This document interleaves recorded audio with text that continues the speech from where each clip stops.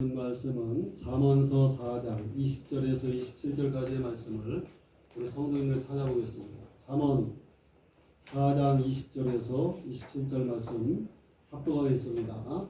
구약성경 914쪽이 되겠습니다.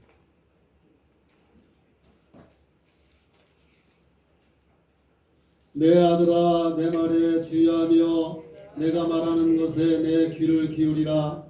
그것을 내 눈에서 떠나게 하지 말며 내 마음속에 지키라.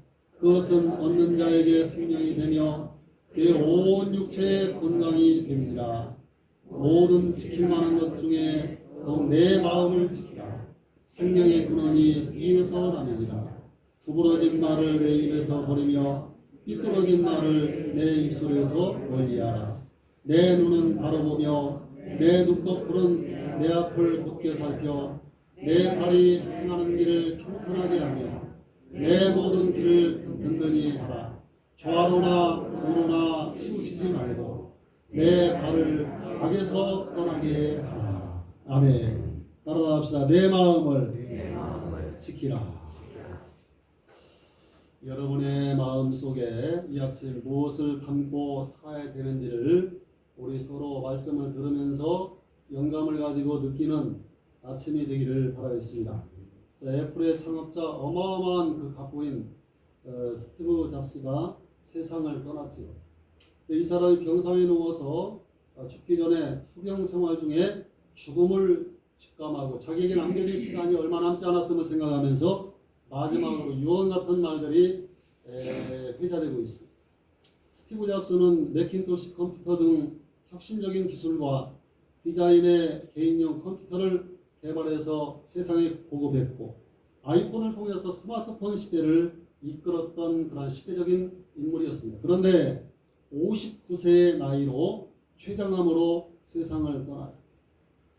사업이라기보다는 세계에서 난 성공의 최정상에 도달한 사람이었습니다. 다른 사람이 보기에는 나의 인생은 전형적인 성공자의 모습입니다. 그러나 이를 빼놓고는 나에게는 즐거움이 없습니다. 결국엔 내가 가진 불안, 그저 내게 익숙해버린 내 삶의 진상일 뿐입니다. 이 순간 병상에 누워 내 지나온 삶을 돌이켜 생각하면서 눈앞에 다가온 죽음 앞에서는 내가 그토록 자부심을 가졌던 나의 부와 세상에서 인정받음이 그저 핏기 없는 창백하게 죽어가는 것이고 아무 의미 없이 헛된 것이 되었다는 것을 이 시간 깨닫습니다. 어둠 속에서 내 생명을 유지시켜주는 기계들의 파란 불빛을 보며 그 기계에서 나는 윙윙거리는 소리를 들으며 나는 점점 가까이 다가오는 죽음의 신의 숨소리를 느낄 수 있습니다. 이제야 저는 압니다. 우리가 우리의 삶을 살아낼 수 있을 정도의 재산을 모았다면 우리는 부와 관련이 없는 다른 것들을 추구해야 한다는 것을, 더 중요한 무엇인가를 추구해야 합니다. 아마도 이런저런 관계 맺음 아니면 예술 아니면 젊은 시절부터 꿈꿔왔던 꿈들, 끊임없이 부를 추구하면 결국 나처럼 뒤틀리고 꼰 인생이 될 것입니다. 재물이 가져다주는 망상이 아니라 우리 각자의 가슴 속에 있는 사랑을 우리가 느낄 수 있는 감각을 하나님은 우리에게 다 주셨습니다. 내가 일생 동안 모은 재물을 난 한 푼도 가져갈 수 없습니다. 내가 가지고 갈 수 있는 것은 사랑으로 쌓여진 추억들 뿐입니다. 그런 추억들이 당신을 따르고 당신과 함께할 진정한 부요함이요 인생을 계속 살아가게 할 힘과 빛을 당신에게 줄 것입니다. 사랑은 수천 마일을 여행할 수 있습니다. 삶의 제한은 없어요. 가고 싶은 곳은 가십시오. 오르고 싶은 정상이 있으면 올라가십시오. 모든 것은 당신의 마음과 수중에 있습니다. 이 세상에서 가장 비싼 침대는 무엇인가요? 그것은 병상입니다. 당신은 당신을 위해 차를 운전해 줄 사람을 돈으로 고용할 수도 있고 당신을 위해 대신 돈을 벌어줄 사람을 둘 수 있지만은 당신을 대신해서 아파해 줄 사람은 구할 수가 없습니다. 잃어버린 물건들이야 찾을 수 있습니다. 그러나 잃어버리면 절대 찾을 수 없는 것이 하나 있으니 그것이 바로 삶, 생명, 라이프입니다. 수술실에 들어가게 될 때 미리 다 읽었어야 하는 책이 한 권 있다는 것을 깨닫게 되는데 그것은 건강한 삶의 책이라는 책입니다. 지금 현재 우리가 인생의 어느 시점에 있던 간에 시간이 되면 우리 모두는 커튼이 내려지는 날을 맞이하게 될 것입니다. 당신의 가족들을 위한 사랑, 당신의 배우자를 위한 사랑, 당신의 친구들을 위한 사랑을 소중하게 간직하십시오. 이런 글을 남겼습니다. 어떤 사회적으로 다 성공한 대학의 동기들이 존경했던 그 교수님 댁을 방문했어요.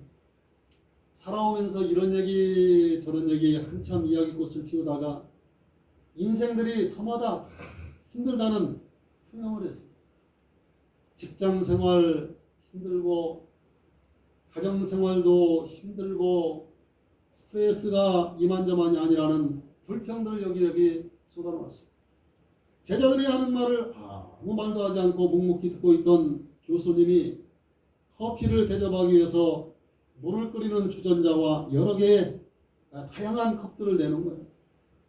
그런데 그 컵들의 종류가 다양한데 도자기로 만든 컵, 플라스틱 컵, 유리컵, 크리스탈로 만든 컵, 평범한 컵, 나무로 만든 컵, 매우 비싸 보이는 컵, 심지어 해외에서 수입해온 진귀한 컵들도 거기에 쭉 늘어났어요. 제자들이 커피를 따른 컵을 각자의 손에 집어들었을 때 교수님이 그때서야 말씀을 하십니다. 혹시 여러분이 알아차렸을지 모르겠는데 내가 쭉 돌아보니까 다들 멋있고 값비싸 보이는 그런 잔부터 먼저 골라들고 평범하고 값싸 보이는 잔은 늦게 들려고 하더군요. 이렇게 사람들은 최고로 좋은 것부터 먼저 선택하려고 하는 것이 인지상정이지요. 근데 여러분이 스트레스를 많이 받는다고 다들 얘기했는데 인생을 살면서 그 원인이 바로 여기에 있는 것입니다. 생각해 보세요. 아무리 좋은 컵을 골랐다고 해도 결코 커피의 맛까지 달라지는 것이 아닙니다. 커피잔은 커피 맛에 아무런 영향도 끼치지를 못하는 것입니다. 그럼에도 여러분들은 서로 다투어서 서로 제일 좋은 컵부터 먼저 골라 들면서 다른 사람들의 컵을 은근슬쩍 비교하면서 살펴보지 않았습니다. 우리가 살아가는 인생도 이와 다를 바가 없습니다. 여러분의 인생이 바로 커피라고 한다면 여러분의 직업이나 지위나 돈, 자동차, 집 등등 이 모든 것들은 커피를 담는 그런 잔으로서 여러분의 인생을 담는 도구에 불과할 뿐이죠. 우리가 어떤 종류의 컵을 가졌는가 하는 것은 우리 인생의 질에 큰 영향을 사실은 미치는 것이 아닙니다. 우리는 커피 맛에 지금 집중해야지. 커피를 담고 있는 그릇에 집중해서는 진정한 커피의 맛을 즐길 수가 없답니다. 여기서 중요한 것은 무슨 잔이냐는 얘기보다는 커피 맛이 중요하듯이 인생의 모든 여러 가지 여건을 놓고 토론하기보다는 가장 중요한 것이 잠언서에서 말씀하시기를 제일 지킬 만한 것 중에 귀중한 것이 너의 마음이라고 오늘 성령이 이 아침에 우리에게 가르쳐 주신 줄로 여러분 믿으시면 아멘 합시다. 마음이 하나님으로부터 가득 차가지고 건강하면 거짓과 어둠이 들어올 틈이 없어요. 코로나로 인해서 모든 성도들이 예배 생활 제대로 못하고 기도 생활 제대로 못하고 말씀대로 살지 못하니까 마귀들이 빈틈을 비집고 들어와 여러분의 마음을 장악해가지고 할 수 있거든요. 무슨 말이냐 주님 말씀하셨는데 나는 못합니다. 할 수 없습니다. 세상이 변했습니다. 이런 식으로 얘기하는 거예요. 세상이 변하고 여러분의 능력이 떨어지는 것이 아니라 여러분의 마음이 지금 변한 거예요. 여러분의 마음을 주께로 돌려놓을 수 있는 아침이 되기를 주의 이름으로 부탁드립니다. 전도협회 옛날에 가가지고 장로님 한 분을 만났는데 이 장로님이 간증을 하시더라고요. 이 전도 대장이야 장로님. 근데 이 장로님이 말씀하시길 자기는 서울에서 그 호박 농사를 짓는 사람인데 땅을 한 5,000평 정도 가지고 있다. 그래 그 변두리에서 호박 농사를 짓는데 달동네 같은데 똥찌개를 치고 가가지고 20년 동안을 무료로 사람들 화장실을 퍼줬다는 거야. 아무 이유 없이. 근데 사람들이 다 아는 거요. 저 사람은 어느 교회 장로님이라는 거죠. 자기들은 교회에 안 나가도 저분이 믿는 하나님은 정말 하나님이 살아계실 것이다. 그렇게 사람들이 인정한다는 거예요. 그래서 작은 예수 같은 사람이라고 얘기를 했다는 거예요. 이분의 마음의 소원은 뭐냐면 은혜 받고 나서 예수님의 심정을 품고 그 마음속에 다른 것이 들어오지 않는 거예요. 장로님의 눈에는 구원받을 사람, 전도해야 될 사람, 영혼의 그 구령의 열정에 불타올라가지고 이 장로님이 그 다음날 노방정도 목사님들하고 나가야 되는데 잠이 안 온다는 거예요. 왜 그러냐 했더니 기도하고 잠을 자려고 하는데 두 가슴 속에 축구공이 그냥 바람이 그냥 탁 천 것처럼 마음이 설레는 거예요. 그 마음이 너무 하나님의 은혜로 충만하니까 밤에 잠이 너무 좋아서 잠이 안 온다고. 그리고 자기 집에 가보면 자기는 가정적으로 하나님 앞에 물질을 구한 적이 없다는 거예요. 그런데 하나님께서 하나님의 영광을 위해서 그런지 세상 염려는 하지 말라고 하나님이 그러시는지 그 호박밭, 서울 변두리의 호박밭이 신시가지가 되면서 그 땅이 다 금싸라기 땅이니까. 응? 자기 집에 가보면 세상 온갖 좋은 것들은 다 있다는 거예요. 근데 장로님은 거기에 관심이 없다. 땅값이 얼마인지, 자기 집에 귀한 것들이 뭐가 가득 들어차 있는지, 응? 거기에 관심이 없고 오직 장로님의 마음은 불령의 열정에 불타올라가서 할렐루야. 그날도 전도하는데 앞장서서 간증하면서 이 세상에 가장 행복한 사람이 바로 나라고 그렇게 고백하는 그 이야기를 30년 전에 내가 그 간증을 들으면서 잊혀버리지를 않아요. 사랑하는 성도 여러분, 마음이 행복한 사람이 가장 행복한 사람임을 여러분 믿으시기 바랍니다. 마음이 건강하지 못하기 때문에 우리가 불행하다고 생각합니다.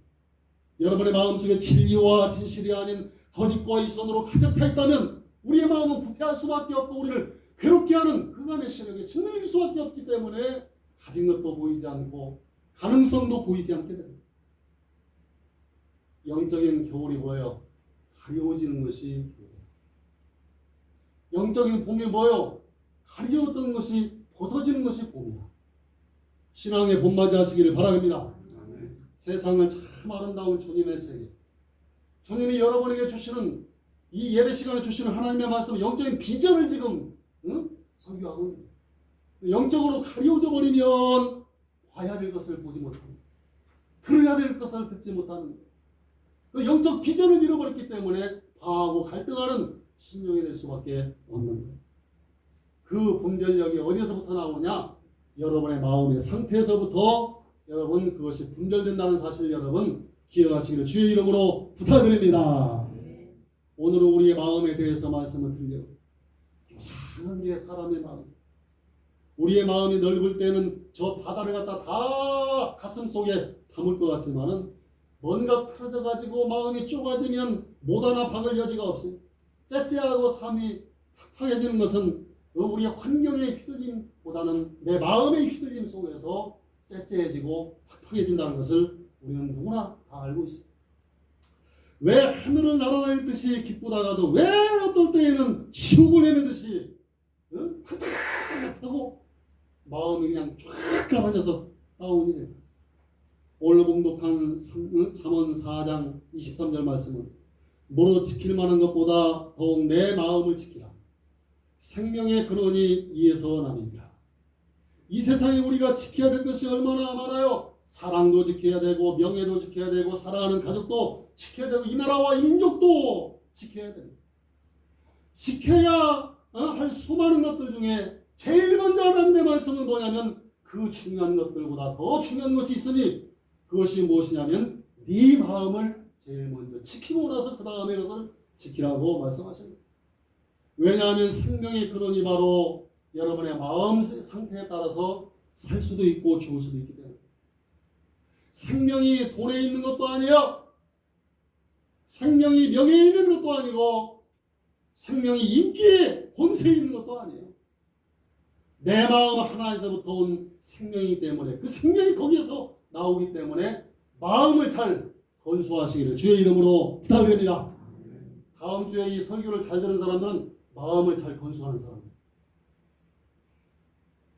이 무더운 여름에 여러분의 삶 속에 내 마음이 너무나 답답하고 컬컬하고 깔아앉고 절망적이고 이거 마음을 건수하지 못한 사람. 이 말씀을 듣고 여러분 일어나시기를 주의 이름으로 부탁드립니다. 마음에 약동하는 생기의 바람이 불어오고 성령의 충만한 가운데 주님이 늘 외치게 하시는 그 말씀이 뭐냐면 심령천국. 아멘. 따라하면 심령천국. 마음을 잘못 간수하면 생명이 아닌 사망으로 직행할 수도 있다는 말이에요. 어떻게 하는 것이 마음을 지키는 것인가 몇 가지만 말씀드리고 설교를 끝낼까요? 첫째, 앞으로 너의 입을 지켜라. 그렇게 말하고 있어요. 24절 말씀에 계율을 내 입에서 버리며 사국을 내 입술에서 멀리하라. 마음을 잘 지키기 위해서는 말을 잘해야 된다. 말을 잘 지키기 위해서는 먼저 나의 귀를 잘 지켜야 된다. 우리가 생명의 말을 하기 위해서는 생명의 말씀을 들을 수 있는 귀가 열려야 되는 거예요. 그래서 성령은 말하기를 무릇 지킬 만한 내 마음을 지키라. 성령이 교회들에게 하시는 그 음성을 듣는 자가 복이 있다고 그렇게 말했어요. 옛날에 왕과 우의정이 세상 물정을 알아보려고 평민행생을 하고 돌아왔어요. 날이 어둑어둑해지자 두 사람은 주막에 들어갔어요. 근데 우의정이 주막 기둥에 적혀있는 글씨를 보고 깜짝 놀라서 외쳤어요. 주상전하, 우리의 신분이 이미 탄로난 것입니다. 여러분 그 기둥에 뭐라고 써있는지 알아요? 손님은 왕이다. 그게 써있더라고요. 응? 왕이 아니 이런 괘씸한 자들이 있나? 그 신하나 왕이나 세상 물정을 전혀 모르는 그런 유모입니다. 먼저 잘 들어야 된다는 거예요. 아담과 하와는 하나님의 말씀을 잘 들었다면 생명을 지키고 에덴 동산에서 기뻐하며 감사하며 기쁨을 가지고 살았을 거예요. 그러나 뱀의 말에 귀를 기울였어요. 듣지 말아야 할 소리를 듣는 거예요. 믿음은 들음에서부터 나는 거예요. 나를 죽이려는 귀신의 소리가 있고 살리려는 성령의 음성이 있다는 거예요. 그 말에 홀라당 넘어가고 말았어요. 여러분은 생활 속에 누구의 말에 귀를 기울이고 있습니다. 문제가 많은 사람을 권면한다고 그 집에 들락거리면서 쏟아내는 그 독설, 그런 귀를 기울이다가 자기도 똑같은 문제를 확산하는 문제거리가 되고만 처음에는 그를 돌이키겠다는 생각을 가지고 내 귀를 열어주다가 금방 사람의 귀는 거기에 오염되고 마는 거예요. 내가 어떤 사람의 말에 귀를 기울이고 어떤 내용에 쫑긋쫑긋해서 귀를 기울이는가 체크해 보시기를 바라겠습니다. 우리가 가스밸브를 갖다가 점검하는 이유가 뭐예요? 이거 터질까봐, 셀까봐, 죽을까봐 잠그고 점검해 주면서 정작 가장 중요한 우리의 마음의 밸브를 열고 잠그지 못해서 점검하지 않아서 폭발하는 경우가 많다는 얘기예요. 여러분 죽이는 말에 더욱더 귀를 기울이십니까? 그건 여러분의 심령이 잘못된 거예요. 살리는 말에 귀를 기울이셔야지. 왜 죽이는 말에 귀를 기울이십니까? 여러분 귀를 깨끗이 씻으시길 바랍니다. 그 귀한 말씀을 여러분의 귀 가운데 들려올 수 있도록 생명의 말씀에 귀를 기울이는 다음 주간의 삶이 되기를 주의 이름으로 부탁을 드리겠습니다. 입술을 잘 지키기 위해서는 귀도 잘 간수해야 돼요. 교회들도 보면 이렇게 참 중직들이 주의종의 목회를 돕는 거 다른 게 아니야. 응? 주의종에 행하는 모든 일들을 위해서 우리 목사님 열심히 하려니까 우리가 도와야 됩니다. 우리 더 기도해 드려야 됩니다.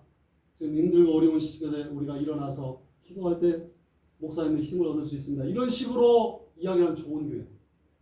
근데 이 어려운 시절에 뭐 이렇게 모이라고 그러고 우리 목사님은 자꾸 일을 벌리려고 그러고 나중에 계속 미루다가 자기들도 잠들고 주의종도 목회에 낙심해서 더 이상 일어설 수 없는 그 지경까지 몰고 가면 그건 좋지 못합니다. 이런 마음을 여러분 건강하게 하시기를 바라겠습니다. 하나님께서 여러분의 마음 속에 심령천국 이루기를 원합니다. 권고하시는 그 음성 속에 다윗이 밤마다 심장에 교훈하신 하나님의 은혜에 감사한다. 그 사람은 은혜 받은 사람이기 때문에 권고하시는 주님의 말씀에 감사로 표현했습니다. 둘째로 바로 내 눈을 지켜야 됩니다. 25절 말씀에 내 눈은 바로 보며 내 눈 부풀은 내 앞을 곧게 살펴. 이걸 무슨 뜻이에요? 번역하면 눈으로는 앞만 바라보고 시선은 앞으로만 굳게 두어라. 그런 해석이 나옵니다. 쓸데없는 곳에 기웃거리지 말고 항상 앞만 똑바로 쳐다보라는 그런 잠언의 말씀. 눈을 지키는 것이 마음을 지키는 것이 되는 거예요. 다윗이 낮잠을 자고 나서 시선을 굳게 두지 못하고 엉뚱한 곳으로 눈을 돌렸어요. 부하들이 전쟁터에 나가서 목숨을 걸고 나가서 싸우고 있는데 자신도 전쟁터에서 이길 방도를 생각하면서 뒤에서 후원하고자 하는 그런 마음을 가져야 되는데 아낙네가 목욕하는 곳에 시선을 빼앗기고 말았어요. 눈이 그곳으로 간다는 것은 마음도 그곳으로 간다는 얘기예요. 다윗은 눈을 잘못 지켰기 때문에 큰 일생일대의 우루를 범하고 말았던 것입니다. 눈이 어디로 가는가에 따라서 마음도 거기에 가 있기 때문에 아담과 하와는 하나님이 손대지 말라고 했던 선악과의 눈길을 주었던 거예요. 선악과의 눈길이 갔다는 말은 이 마음이 하나님의 말씀을 떠났다는 얘기요. 그리고 그곳에 다른 곳에 꽂혔다는 얘기예요. 눈 돌아갔다는 말은 뭐냐면 마음이 돌아갔다는 말과 똑같은 거예요. 눈은 마음의 창이에요. 눈이 건강하면 온몸이 건강할 줄로 여러분 믿으시기를 주의 이름으로 부탁드립니다. 저 정선의 사북에서 목회하는 목사님이 사북에 들어선 그 카지노 걱정을 한 적이 있어요. 이 시골 동네에 카지노가 들어선 뒤에 경제적으로는 좀 좋아지는 듯 했지만 가장 큰 문제는 어린 아이들의 교육 문제라는 얘기예요. 그도 그러니까 아이들이 허구한 날 눈으로 보게 되는 것이 도박장이니 나쁜 영향을 받는 것이 당연하겠지. 확실히 눈으로 무엇을 보는가에 따라서 우리의 마음에 영향이 간다는 것을 여러분 기억하시길 바랍니다. 다음 주간 여러분 보는 눈을 조심하시기를 주의 이름으로 부탁드립니다. 마지막으로 내 발걸음을 잘 지켜야 됩니다. 본문 26절 27절 말씀 보세요. 내 발에 행할 첩경을 평탄케 하며 내 모든 길을 든든히 하라. 우편으로나 좌편으로나 치우치지 말고 내 발을 악에서 떠나게 하라. 이 세 번역에서 이 말을 무엇이라고 표현하고 있냐면 발로 디딜 곳을 잘 살펴서 지켜라는 얘기예요. 응? 내 모든 길이 그래야만이 안전할 것이다. 요즘 유튜브에 보니까 요즘 땅에 꺼짐이 현상이 일어나다. 막 젊은이들 그 길을 걸어가는데 학생들이 없어서 보니까 땅에 꺼져가지고 땅속으로 빨려 들어가 버린 거예요. 잘 두드려보고 걸어야 될 세상이라는 거예요. 악에서 다 발길을 끊어버려. 아무데나 발을 들여놓다가는 죽는다는 얘기예요. 과거에 죄 없는 사람을 10명이나 무참하게 죽인 강호손이 사형 선고를 받았어요. 이 강호손의 마수에 걸렸다가 다 죽을 뻔했다가 살아난 여성이 있어가지고 화제가 된 적이 있어요. 47세의 김모 여인이 독신자 모임에 갔다가 강호손을 만났다는 보기에는 이 살인자가 생기고 말쑥한 옷차림에 강호손이 유혹하니까 술을 마신 뒤에 그 여자가 살인마를 따라 나섰어요. 자동차로 보니까 에쿠스를 타고 다니는 거예요. 꽤나 돈이 있어 보니까 금방 마음이 쏠리는 거예요. 차를 타려고 하는데 동네 언니가 나오더니 자기 가는 길에 자기도 함께 태워달라고 부탁을 하는. 김 여인은 순간 동네 언니가 눈치도 없다며 옆으로 빠져주기를 바랬는데 주체 없이 보냈어요. 둘만 호젓한 시간을 보내려고 하는 중간에 끼어드는 것이 불만이었어요. 그러다가 동네 언니는 중간에 차를 타고 가다가 내렸어요. 강호순의 얼굴도 봤어요. 이제 강호순과 김 여인만 남았는데 자꾸만 이놈이 엉뚱한 데로 자꾸 데려가려고. 횟집에 가자, 술집에 가자, 모텔에 가자 하면서 희롱을 하는 거예요. 순간적으로 위기를 느낀 김 여인은 거절하며 6시간 동안이나 끌려다니다가 새벽이 돼서야 가까스로 풀려났다는 거예요. 나중에 강호순이 잡힌 뒤에 신문을 보고서야 그인 줄 알았다는 것입니다. 그 사람이 살아나올 수 있었던 것은 뭐냐면 동네 언니가 함께 그 차에 탔었기 때문에 그 강호순의 얼굴을 봤다는 얘기예요. 그래서 증인이 있으니까 죽이지 않고 살려준 거예요. 여러분, 우리가 어느 곳으로 발걸음을 옮기느냐에 따라서 우리의 마음도 영향을 받게 됩니다. 오늘 이 시대 이번에 더욱더 중요한 것은 뭐 영적인, 육적인 우리 삶 속에서 잘못한 필경, 사망의 길을 갈 수 있기 때문에 우리 예수 믿는 사람들은 기도하면서 꼭 가야 될 길만 갈 수 있는 시민들 되시기를 주의 이름으로 부탁드립니다. 이제 말씀의 결론이요. 믿음이 좋은 사람은 항상 교회의 발걸음을 두게 말이야. 요즘 내가 걱정하는 게 다른 게 아니야. 헌금이 들 나올까봐 나 그런 거 걱정 안 해. 응? 우리 교인들 뭐 전도해서 막 교회가 넘쳐야 된다. 그런 걱정도 안 해. 해보니까 하나님이 하시는 일이야. 우리 순종하며 일할 뿐이요. 어? 우리 성도들이 교회를 향한 그 발걸음이 점점 줄어들고 있다. 나는 그것을 염려하고 있어. 그것 때문에 잠이 안 올 때가 있어.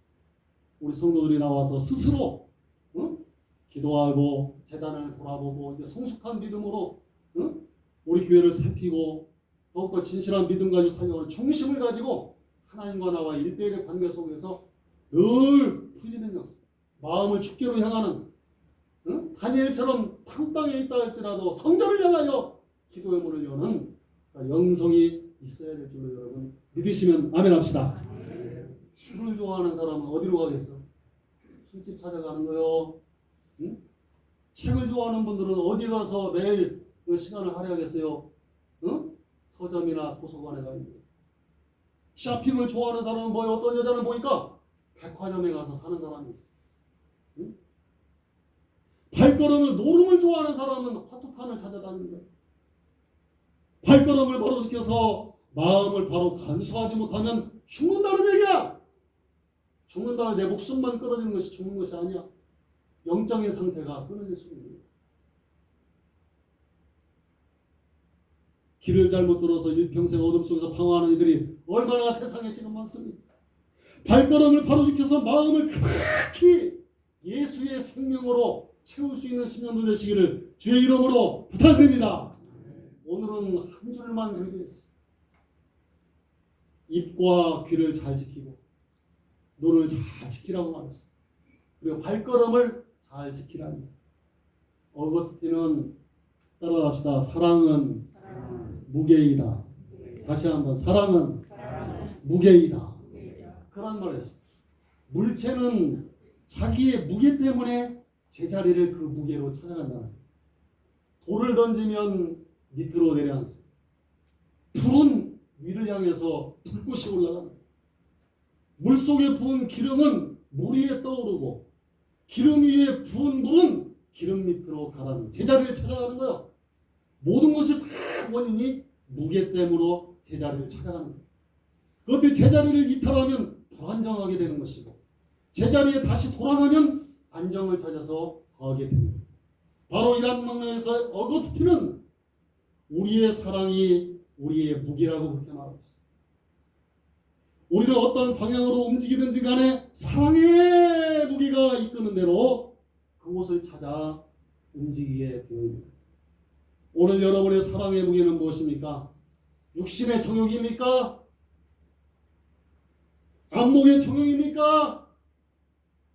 아니면 이생의 사랑입니까? 아침 이슬방울처럼 금방 있다가 없어질 그곳에 사랑의 무대를 두지 마세요.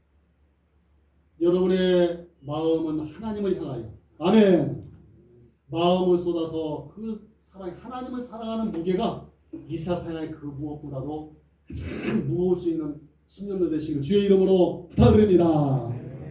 하나님을 사랑하면 그 무게 중심이 자연 하나님을 향하여 기울어지고 하나님 앞에 나아가게 됩니다. 예수님이 이 땅에 오신 이유가 하나예요. 십자가에 의해서 죽기 위하여 태어났어요. 죽기 위해서 태어났습니다. 죄인을 구원하기 위한 하나님 아버지의 구원의 계획이 기꺼이 거기에 순종하기 위해서 십자가의 중한 무거운 형벌을 대신 져서 십자가를 등에 지신 거예요. 사랑하기 때문에 죽음의 십자가, 그 무거운 십자가, 그 십자가를 지신 거예요. 여러분, 이렇게 그리스도 예수께서 자기의 마음을 비우셨을 때 어떠한 일이 성경에 일어났습니다. 빌립보서 2장 9절에서 11절 말씀에 이름으로 하나님이 그를 지극히 높여 모든 이름 위에 뛰어난 이름을 주사 하늘에 있는 자들과 땅에 있는 자들과 땅 아래에 있는 자들로 모든 무릎을 예수의 이름에 꿇게 하시고 모든 입으로 예수 그리스도를 주라 시인하여 하나님 아버지께 영광을 돌리게 하셨느니라. 하늘의 영광을 다 버리고 이 땅에 말씀이 육신이 이 땅에 오셔서 십자가 위에 중한 고통을 다 당하신 주님, 왜 하나님이 높은 곳에 존귀와 영광을 받아야지 낮고 천한 곳에 십자가에 매달려서 무참하게 그 자리를 지켜야 된단 말이야. 하나님이 여러분을 사랑하는 사랑의 무게가 크기 때문에 아멘. 십자가에 내려오지 않는 거예요. 응? 우리는 그리스도의 예수의 중한 마음을 본받아야 돼. 피콜라의 크리스마스라는 얘기를 제가 한번 한 적이 있습니다. 장영희 교수의 책을 보면 피콜라의 크리스마스라는 이야기가 있습니다. 옛날 어느 마을에 피콜라라는 소녀가 살고 있었습니다. 아버지는 돌아가셨고 어머니는 너무너무 가난했어요. 크리스마스 이브날 피콜라가 엄마에게 묻습니다. 엄마, 오늘 밤 산타 할아버지가 우리 집에 오실까요? 선물 가지고 오실까요? 엄마가 슬픈 표정으로 고개를 저었어요. 아마 못 오실 거야.